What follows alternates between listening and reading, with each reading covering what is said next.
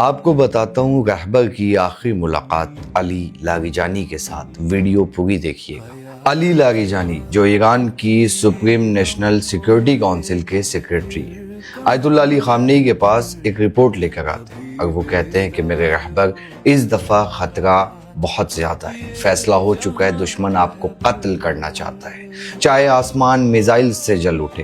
ہم نے ایک محفوظ جگہ تیار کی ہے، ایک ایسی جگہ جو بہت مضبوط اور سب کی نظروں سے چھپی ہوئی ہے، ایسی جگہ جہاں بامز آسانی سے نہیں پہنچ سکتے اور جہاں ہوائی حملہ بھی مشکل ہے۔ علی لاریجانی کہتے ہیں یہ چھپنا نہیں ہے میرے رہبر، بس طوفان گزرنے تک تھوڑی دیر کے لیے غائب ہو جانا ہے۔ رہبر کچھ لمحوں کے لیے خاموش رہے، پھر آہستہ سے کھڑے ہو گئے، جیسے تاریخ خود ان کے ساتھ اٹھ کھڑی۔ وہ قریب آئے اور پرسکون لہجے میں پوچھا، جب تم میرے پاس آئے تو تم کس جواب کی امید کر رہے تھے؟ علی لاریجانی کہتے ہیں مجھے لگتا تھا آپ انکار کر دیں گے، لیکن میرے رہبر، قوم کو آپ کی ضرورت ہے اور جنگ کو اپنے کمانڈر کی۔ رہبر مسکرانے لگے، ایک ایسی مسکراہٹ جس میں غم بھی تھا اور حکمت بھی۔ پھر رہبر کہتے ہیں کہ تم ریاستوں کے حساب سے اور سیکیورٹی کی کتابوں کے مطابق بالکل ٹھیک کہہ رہے ہو، لیکن آؤ کچھ دیر بات کر لی جائے۔ رہبر کہتے ہیں میں کسی سپاہی سے موت کا سامنا کرنے کو کیسے کہوں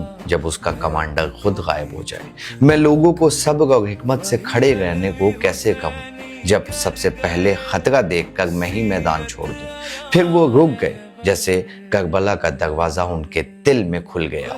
پھر رہبر کہتے ہیں کہ ہم اس شخص کے فرزند ہیں جس کا نام حسین ابن علی علیہ السلام، وہ امام جو اپنا انجام جانتا تھا اور پھر بھی اس کی طرف ایسے چلا جیسے کوئی اللہ کے وعدے کی طرف چل رہا ہے۔ انہوں نے اس لیے غائب ہونا پسند نہیں کیا کیونکہ ان کی فوج چھوٹی تھی، کیونکہ ان کے پاس آسمانوں میں اس سے بڑی فوج تھی۔ علی لاریجانی کہتے ہیں لیکن میرے رہبر، تاریخ صرف ایک صفحہ نہیں ہوتی ہے، ہمارے پاس ایک ہڈن امام بھی ہے جن کی غیبت نے ہمیں یہ سکھایا ہے کہ کبھی کبھی غائب ہو جانا حکمت ہوتا ہے، ڈر نہیں۔ رہبر نے پھر گہری سانس لی اور کہا فرق یہ ہے لاریجانی، جب امام غائب ہوئے تھے تو ان کے پاس کوئی فوج اور ایسی قوم نہیں تھی جو حق کا دفاع کر سکے، لیکن میں کیسے غائب ہو جاؤں جب میری قوم لڑ گئی؟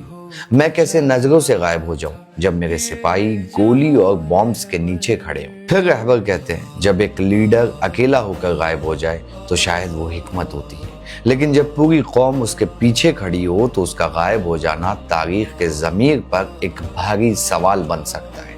لاریجانی خاموش ہو گئے، ان کے پاس کوئی جواب نہیں تھا۔ رہبر نے علی لاریجانی کا شکریہ ادا کیا، ان سے ہاتھ ملایا۔ لاریجانی کے جانے کے بعد انہوں نے اپنے گھر والوں کو بلایا اور انہیں اس محفوظ جگہ کے بارے میں بتایا جہاں وہ جنگ کے ختم ہونے تک جا سکتے تھے، محفوظ رہ سکتے تھے۔ رہبر کے گھر والوں نے رہبر کی طرف دیکھا اور کہا کہ ہم وہیں ہیں جہاں آپ ہیں، اور یوں وہ شخص وہیں رہا جہاں تھا، اس لیے نہیں کہ اسے خطرے کا علم نہیں تھا، بلکہ اس لیے کہ وہ ایک گہری بات جانتا تھا۔